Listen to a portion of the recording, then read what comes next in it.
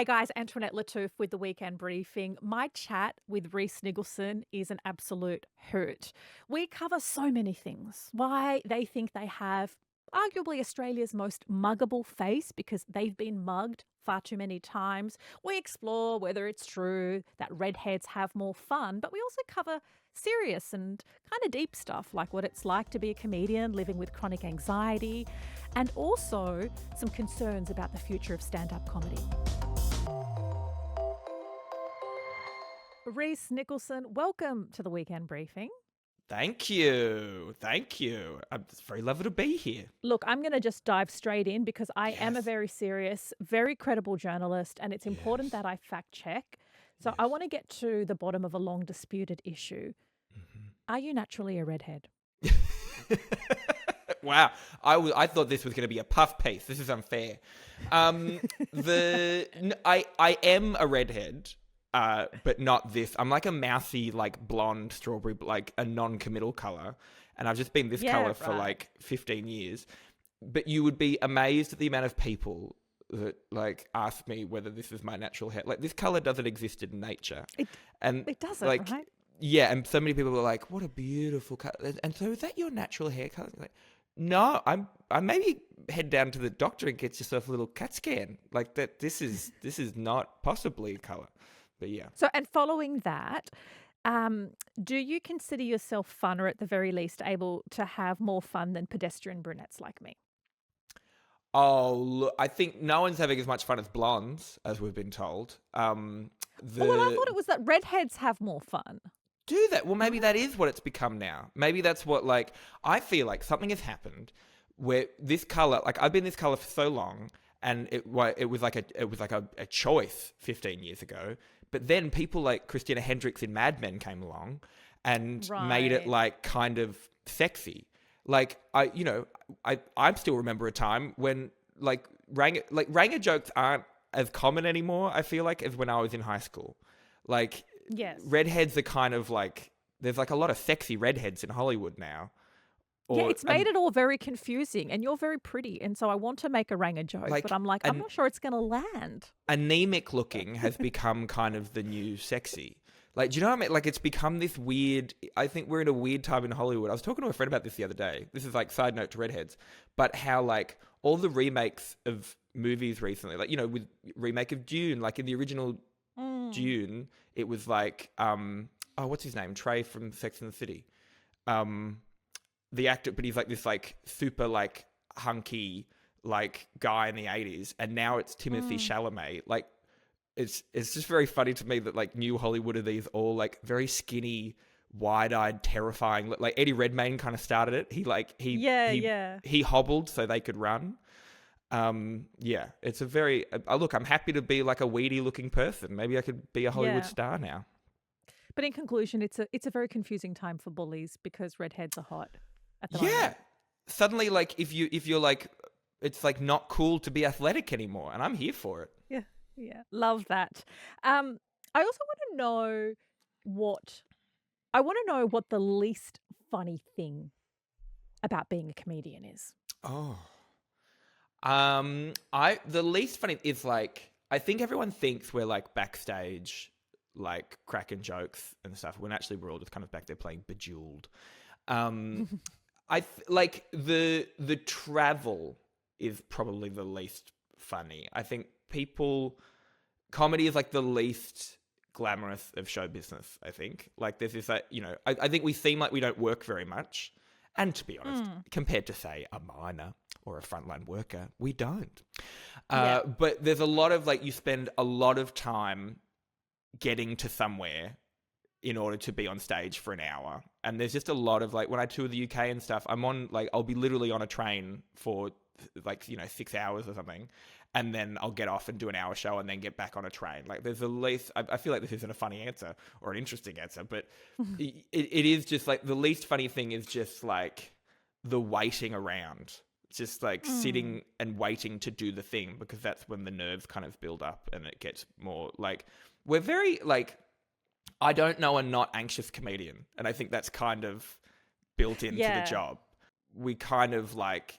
in order, I think, to do our jobs, we're watching people all the time, and we're doing it's like we're almost like little prey animals that are just constantly on edge, like looking around, and that's how we kind of come up with our stuff, I think. And you've kind of preempted my next question because I wanted to ask about your social anxiety.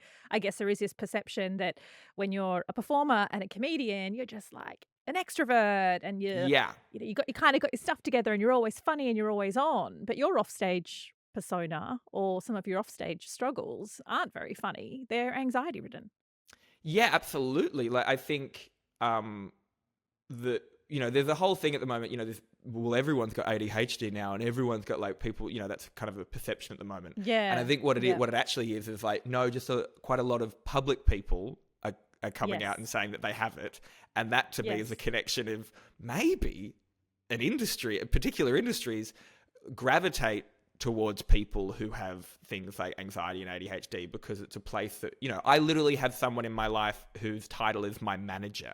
I have someone to manage me and someone who kind of looks after like how to get my money to me and things like that, because I don't think I would be very good at that without it. Anxiety, I think comedy has and look, there's broad generalizations. Like, look, I know plenty of people that are completely mentally together and are in comedy, and I do not trust those people. But it is like, I think I know that I do it because when I'm on stage, it's when I feel the most in control of my life. Like there's like an hour a night that when I'm on tour, that I know exactly how pretty much the hour's going to go. And I'm in control of that time. And, it's always interesting when I finish a big, like, I'll tour this year for like about 5 months off and on. And when I hop off a tour, it's almost like, I mean, getting out of jail is the wrong metaphor but you don't have to worry about outside life when you're on tour, because you're just kind of rolling along and getting to the next place and doing the show and that sort of thing. And that's lovely. And then you finish the tour and you get home and you're suddenly like, oh, that's right. We have like a water bill and like an electricity bill. And we've got, I don't know any of the passwords for these things. And like, that's why, I think a lot of us have really good partners.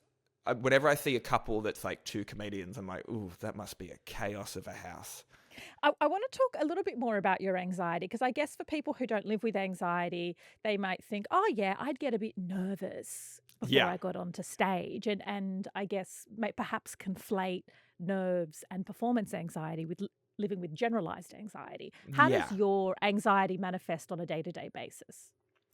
I think it's gotten better over the years as I've like learned how to manage it. I think it's like any of those types of things that the moment you put like a name to it, like, from when I was probably about 15 or 16 to when I was about 20, I was just like a ball of anxiety, but didn't really know that's what it was. I was just like, oh, I guess I'm just a rickety person.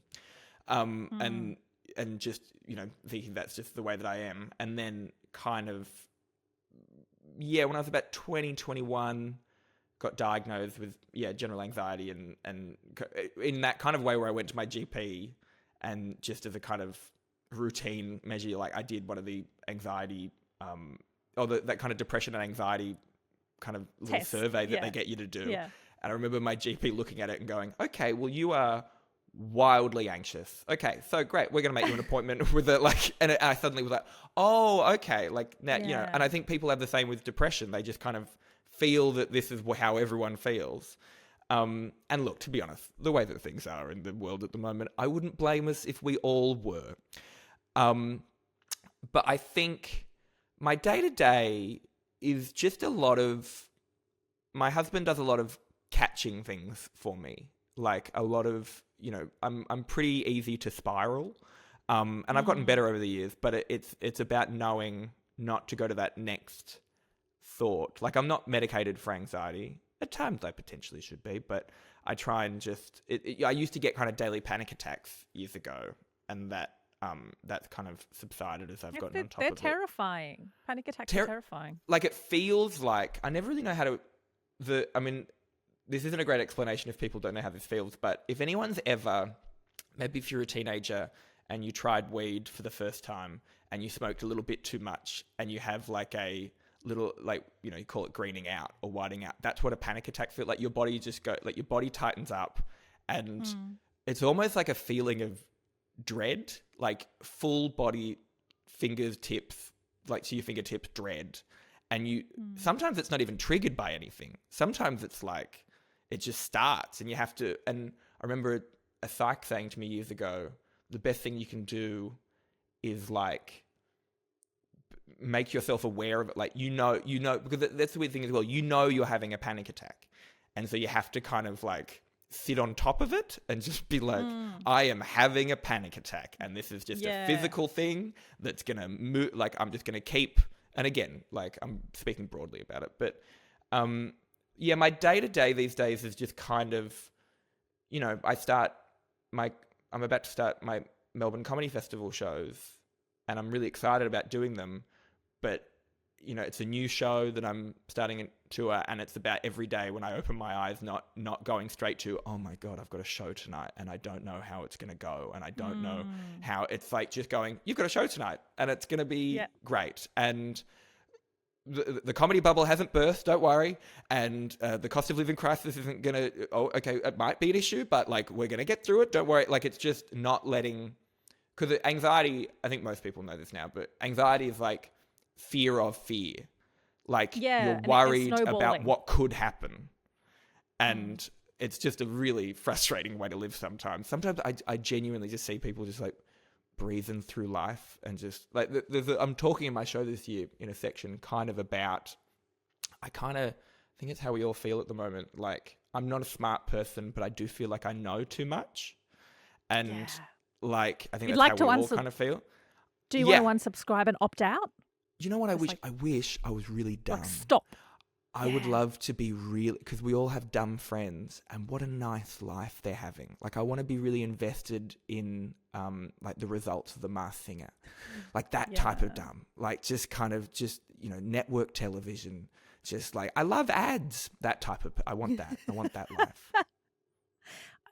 It'd be a lot simpler, right? And not so heavy. Yeah, we just have a nice job working somewhere. You and I. I want to Maybe be. we'd own I want to like be a cheese shop somewhere or something. No, look, I think I want to be a receptionist and watch maths. Yes, I want to have like a cousin on maths, and I'm really invested in it. Yeah, absolutely. Life would be so much simpler. Yeah. Moving on to something a little bit lighter. Sure. You've been mugged multiple times. Yeah, I keep getting mugged. But I just want to know, what is it about you that is so special that you've been mugged multiple times? Like, why are you more approachable than I am? Because I have never been mugged. Oh God! Oh, you don't know what you're missing.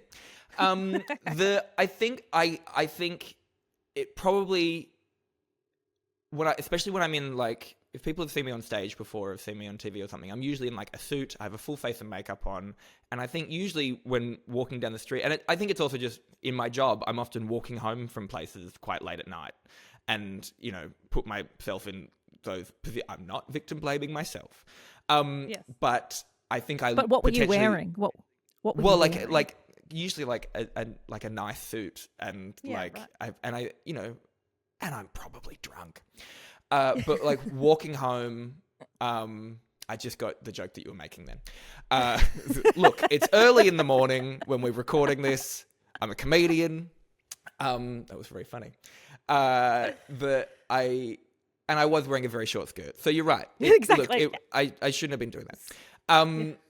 But I think I look like an easy mark potentially sometimes. But what people, every time I've been mugged, it's always been these quite straight. The first time I ever got mugged, and I've talked about this a lot, like on stage and things, but it was very relaxed and very like, they were these teenagers, and they were just very like matter of fact about it, and kind of like, just why don't you just give us your phone and your wallet? And I was a bit drunk and kind of found myself negotiating. Like, when you change the context of a mugging, it's very strange. Like, I'm not making light of muggings. People have had horrific experiences, obviously, but like, my experience with the first one was just someone, like, I remember saying to them, I really vividly remember saying, like, I've got these like bank cards, but I'm going to cancel these as soon as I get home. So these are no use to you.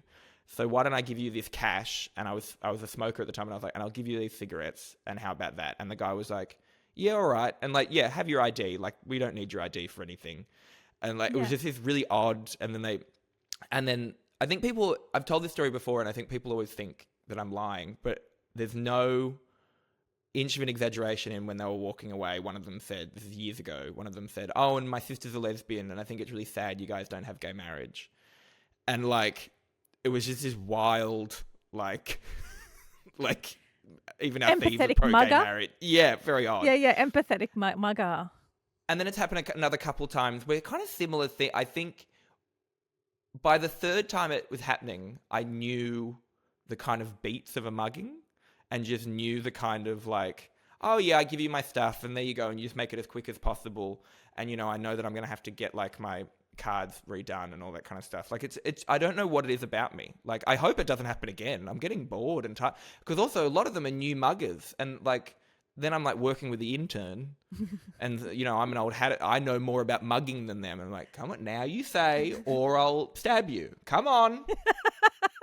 I mean, I know this is terrible because I mean muggings can be really violent, Absolutely, and awful, absolutely. and have different Totally. conclusions. And I'm glad we can joke about it. And I'm Yes, glad that exactly. you're okay. I'm very lucky. I have had ones where like it was scary, but like the weirdest one, almost the scariest one to me was when it happened in New Zealand and it was broad daylight.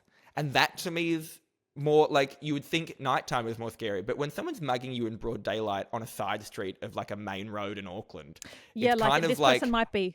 oh, you're crazy. Like this is Yeah. you got nothing to lose. And I think that's Yeah. I think I joke about it sometimes because, yes, obviously, more often than not, they are horrific situations. But I think it's oddly given me this strange, I would never, ever, ever say anything like empathy, but these are usually people in really desperate situations. Like, in order to do that, in order for our brains to tick over to, like, again, I'm not sympathizing with a mugger, but I do find it really interesting when you actually find yourself standing there with someone and it's not fast and you actually have this moment to be, you are kind of like, oh, this is like your last option. And that is a kind of like interesting thing to try and wrap your head around, I think. I love that. A little bit of empathy, but not too much empathy for muggers. Yeah, not enough. Like I'm still going to the cops. Yeah. Yeah, fair enough. You recently said something in stand-up that I saw, I think about a year ago, and I want to play it out to you because I am somebody who refers to my dog as my fur baby. Stop saying fur babies, everyone. It's a double standard term. Because you can call my dog a fur baby, but the moment I call your kid a skin pig, you know, suddenly people are furious about it. Oh, how old's your skin pig now? Oh, 9 years old? How long do they live? You know, was it a rescue? But fur babies makes me feel very uncomfortable. Very similar to the things like gender reveal parties. You know, I'm still waiting for mine. But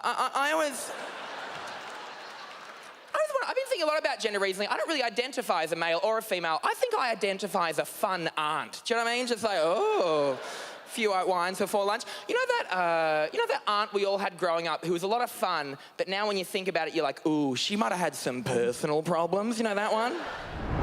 I love that. And I think you're wonderful. So I'm going to accept that you don't like people who refer to their dogs as fur babies. Okay. We can find common ground. If you can empathise with a mugger, you can understand me. I think it is a kind of, and hey, who knows, like my husband and I have recently started talking about it. It's kind of what my show is about this year, is that we're pretty certain, like we're not sure that we want kids and we do have a dog and maybe that's where I'm going to become a hypocrite and maybe I'm going to become a fur baby person. Because I am one of those people though that when all my friends are having kids and stuff now and when they complain about but when they're talking about their toddlers and, you know, like the stuff that's going on, my brain, and I always have to stop myself, but my brain goes, oh yeah, my dog does that too. And it's like, oh, sorry. And you realize you're comparing your dog to their child, but it's like, I mean, she's the same. Yeah. And if you don't want her anymore, just take it to the pound. I can't leave. Yeah, exactly. I also can't leave my child at home for 8 hours alone because she starts chewing on shoes. Yeah. And you also talked about in that clip your gender reveal and that you are still waiting for yours. You identify as non-binary. And I wonder how much leeway do you give people And if they get it wrong, and if they don't Yeah. refer to you as they and they refer to you as he, and the only thing I can compare this to, and tell me to shut up if this is completely insensitive, is my maiden name and my married name. For so long, people called me my maiden name. And Yeah. even though I have been married more than a decade, some people still call me. And now I'm like, come on, get your shit together. It's been long enough. Is that how No, you are? Like, do you give people a little bit of a window and then you're like, come on, man, I think things have that's changed? a really perfect analogy, actually. Because, yeah, I don't... it took me a while to even come to terms with myself. And my husband teases me because sometimes if I'm a bit pissed, I will say, like, my mouth will still say he sometimes, even though it's not what I believe. Like, because it's like, I think this is my own personal vibe with it, is I do tend to think about being non-binary or, kind of living fluidly within gender, is that for me, it's almost more of a,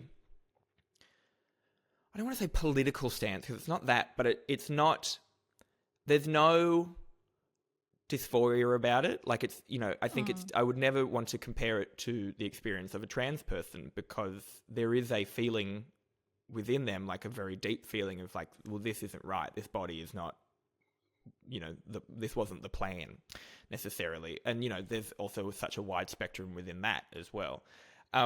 I feel it more that I look at the two genders that have been made available to us by society, which is, to me, completely built. Like, and I think that's it. Like, that's the, it's what femininity and masculinity in the way that they have been created do not feel right to me. And so I think it's more about being able to exist within both. Like, there are times that I do feel kind of masculine. They are rare times.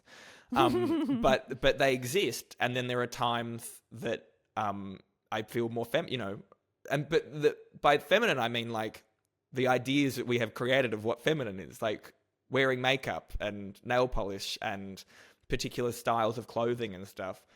And, when you see someone like, I don't know, Oscar Isaac or who, Hollywood actor who, appears to be very masculine is suddenly wearing a skirt on a red carpet. And that to me is kind of gender fluidity. And that is like, and, I think as we wrap our heads around it more, but to answer your question, I do tend to give people a bit of time because it is, some of the queerest people I know say the wrong thing sometimes, and it's purely like I think even say, for example, I will not correct my parents very often because when they were born, when I was born, a doctor said it's a boy, and then there was 30 years of them raising a boy, and now I'm introducing them to them a new concept, which by the way is like a new concept that feels so foreign to them. But then it's always interesting to me to see, like, I'm only 34, but already kind of like 20-year-old queers that I meet, like in comedy, are so on it and are so like, and it's really exciting to know that there's something exciting knowing that I'm going to be an out of touch elder at some point. And that is kind of like, well, we that are is progress. Aging millennials. Millennials.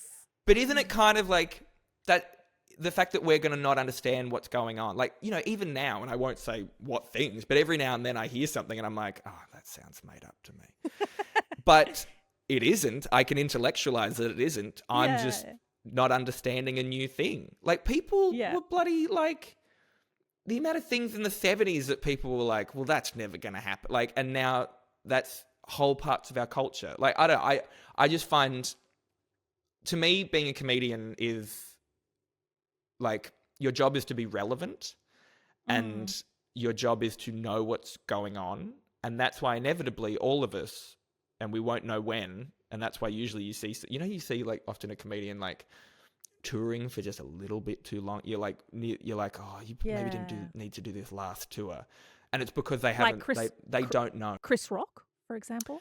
These comedians that, whether it's relevance out of age or relevance out of lifestyle or, I'm very happy. Like, Dave Chappelle is someone who it's like, man, like, no, I love someone complaining about being cancelled from their Netflix special is one of the greatest ironies. I love to be like, I'm being silenced. Now, please come and watch my $10 million specials. Yeah. And then I'm going to do like, I think comedians get asked a lot these days about like, are you scared of being cancelled? I'm not scared of something that doesn't exist. Like I cannot name the only people that I think truly have been cancelled and are now like able to come back were people like, Kathy Griffin, who's like not my favorite comedian in the world, but she was cancelled. Like she was on the no-fly list for like a pretty full-on joke that she made in a photo shoot. But it's often the only people actually getting cancelled are like women and queer people. Like it's often the straight and people of color. It is like the straight men that are like, Louis C.K. did like really full-on things, not criminal things, but veering on it, in my opinion. And Louis got cancelled. Well, he did sell out 3 Madison Square Gardens recently. So how cancelled is that? Anyway, sorry, I dovetailed into cancellation. No. If I want that form of cancellation, if that's what it means to be cancelled. I want $10 million at a Netflix special. Like, what do I have to do? To be rich and anonymous. Yes, please. I want to talk about the comedy scene more broadly because Just for Laughs, which has been around, I understand, for 4 decades since the 80s, is not going to go ahead this year. And they cited a bunch of financial difficulties. Is that, do you think, sort of an isolated incident or a sense of where perhaps comedy festivals, the health of comedy festivals post-COVID? It's a really interesting one. It's like, I think all of us, when that happened, and I know it's quite grim, like I've been going to the Just for Laughs festival in Montreal and in Sydney and Toronto as well, like all around the place for years. And I know a lot of those people, like the people that lost their jobs. Like it was really sudden and really like, my agent was talking to one of them about like working out whether I was coming that year. And then the next email out of nowhere was, actually, I think I might have to talk to you in a few days. We've just found out we've all been made redundant. Like it was really sudden, as they often are, those situations. And it is, I would say, Just for Laughs is something that I really love that festival, and but it is a particular style of festival. Like I reckon, this is only my own opinion, they're going to come back in 2025 restructured in a new kind of style, like, in a new kind of style of festival, to be honest. Like they're going to reshape themselves a little bit because they were a kind of old school style, and it was an invite only festival, which I think, and it was quite expensive to go to, like for the punters. Things like Melbourne Comedy Festival and Sydney Comedy Festival and Adelaide Fringe are open festivals. Like they rely on the performers signing up and putting on their shows, and the festival helps them find venues and all that kind of stuff. And I think that will never go away. I think there's things like Adelaide Fringe. The problem with these festivals is, particularly with things like Edinburgh Fringe in the UK, they're becoming more and more expensive to be a part of as the act, like through accommodation, and like they're getting kind of too big in a way. Like, right. Edinburgh Fringe began as a reaction, like in the 50s, I think, as a reaction to the Edinburgh, like it was Edinburgh comedy, just Edinburgh Festival, similar to like Sydney Festival and Melbourne Festival and stuff. Yes. And they're kind of elite things. And so fringes things like Adelaide Fringe start to kind of have grassroots artists come up. But when that starts to become elite as well, it kind of gets tough to be a part of and, to afford to go there. Like it's very hard to make money in things like Adelaide these days. And I think at the moment, we're all a little bit worried this year. Cost of living, one of the first things to go is entertainment. When you can open your TikTok when you're going to the bathroom and watch, 3 hours of people doing shitty crowd work. It is an interesting time for comedy because I'm someone that I'm just the right age to not understand TikTok. Like I'm right on the precipice. I watch all of my TikToks on Instagram because I'm in my 30s. Yeah. And my agent is very like, you need to get a TikTok. We need to get like clips of you up in a kind of constant state and stuff, where, you know, that is still kind of foreign to me. And I don't understand. I almost feel kind of old school, and I'll work it out. But that is the way to sell tickets now. Yes. And I'm not mad about it, because this happens every generation. Yeah. There's a new way to have people come and see you, but it is confusing and confounding, because it's like, but I've been doing this for 15 years, and I only just worked out how to be on stage and be good at comedy on TV, and now you're saying that's not relevant anymore? Oh no! Like, I think we're looking at it through JFL and, sorry, I'm rambling all over the place, but through things like JFL and things like network television, these are kind of, these things are starting to, there's a few ships kind of sinking, and it's really interesting watching where all of us rats are scrambling to. And, you know, things like radio, even things like, you know, it's like a really interesting thing to me that things like radio, kind of podcasts, are becoming the new radio. But then once you're within the podcast, are you like a self-produced podcast, or are you like, you know, under a big banner of things? And like, I just find it all very kind of interesting. Like, yeah. But it does feel from an outsider but it does feel someone who's an outsider who does enjoy watching comedy, be it on the streamers or live comedy, all those TikTok things on Instagram, because that's how people our age do it. It does feel that it's at a bit of a turning point. Like, obviously, COVID lockdowns had devastating impact on live events and live arts. We've come out of that, but then the scene's changed a little bit. And so, yeah, I guess, is it a bit of a wait and see space? I think so. I was having a conversation with a comedian friend at dinner last night, where we were talking about how it used to be, and it still kind of is in a way, but you do your show, and then the question was always like, are you going to film it as a special? Are you going to do a special for it? And the specials just aren't, to me, like, the dream growing up wanting to be a comedian. I've wanted to be a comedian since I was like 14. The dream was always like, get a special. And then, because they were how I consumed comedy when I was a kid. There was the Melbourne Comedy Festival Gala on TV, there was the Montreal Gala on TV, and then there were specials like on the internet sometimes, or DVDs, or VHSs. And now it feels like getting a special is, even in the last 5 years, that has changed. Like, the people aren't, or when they are, they're putting it up on YouTube for free and making money off the ads. Getting a Netflix special, even in the last 5 years, isn't as much of a thing as it was, you know, 5-10 years ago. Getting an HBO special, they're still there in the background and we still watch them, but it feels like filming an hour of stand-up, cutting it up into 30-second chunks and putting it on TikTok is the way to be seen now. Like, and that's really bizarre to me. And I think it says a lot about our, and again, I'm not mad about it, I'm just confounded by it. Yeah. So you just need to maybe just change it. When I grow up, I want to know how to use TikTok. Yeah, exactly. But then, it'll get banned. And yeah, then that's suddenly, right.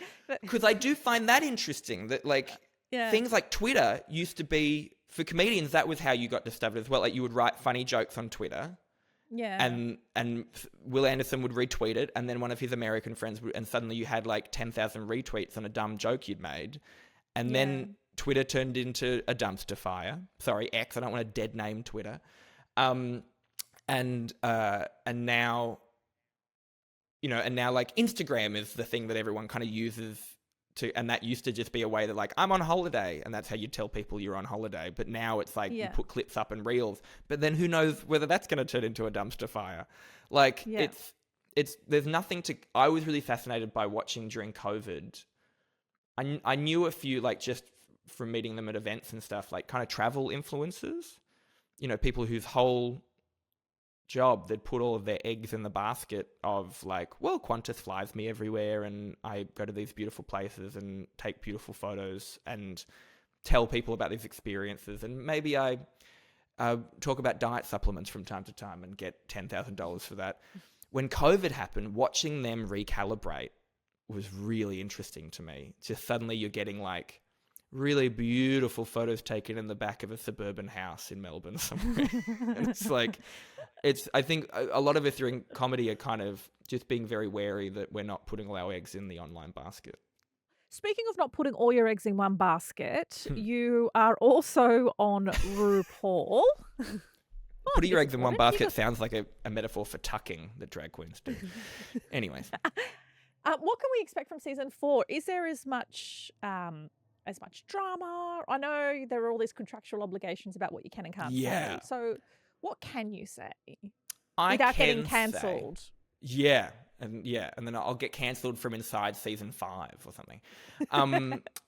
The season 4, there is a difference this year that so RuPaul is not on it. He's handed the reins over to Michelle Visage. Right. And then I kind of am a bit of a Michelle role. It's the panel's been shaken up a little bit. And I gotta say, I'm not even saying this because I'm in an interview right now. It is so, by my eyes at least, and Michelle and I agree, the best season we've done. Not because RuPaul isn't there. Let me be very clear about that. Yeah. Let me be clear.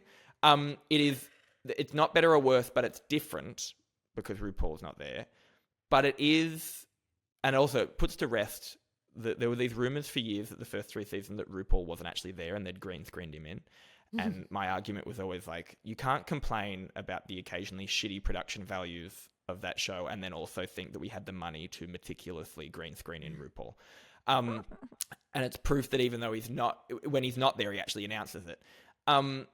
Michelle and I and a kind of rotating roster of winning queens are also on the panel and some amazing guest judges that are genuinely amazing. The queens this year are off the charts to the point where they would finish a challenge sometimes and we'd go to deliberate and we were genuinely kind of gobsmacked and kind of, it was some of the first times I think when you're seeing a queen go home, you're kind of I can't believe you're going home. We just had to be nitpicky this week and this is how it's gone. It's the nature of a competition reality show, but it is some of the most joy I get every year doing that show. Because it used to be oh my God, I get to meet RuPaul and I get to hang out with RuPaul and Michelle. But now by season 4, I feel I'm kind of part of the furniture of that show. And just drag is my favorite thing to watch. And I think particularly drag that we do in Australia and New Zealand is a really particular thing. And it's really, we have such incredible artists here. And I just can't wait for people to meet the cast and to have their favorites. Amazing. That's a great place to end it. That's a great place to end it. Great. It's been such a pleasure chatting to you. Thank you. Best of luck figuring out TikTok. Thank you. Thank you very much. You too. And it's very nice to meet you. Oh, likewise. Thank you. That is it for this episode of The Weekend Briefing. It's a place where we have the opportunity to get to know the interesting and influential people behind the headlines. We want to hear from you. Make sure you leave a comment below, like and subscribe. Catch you next week.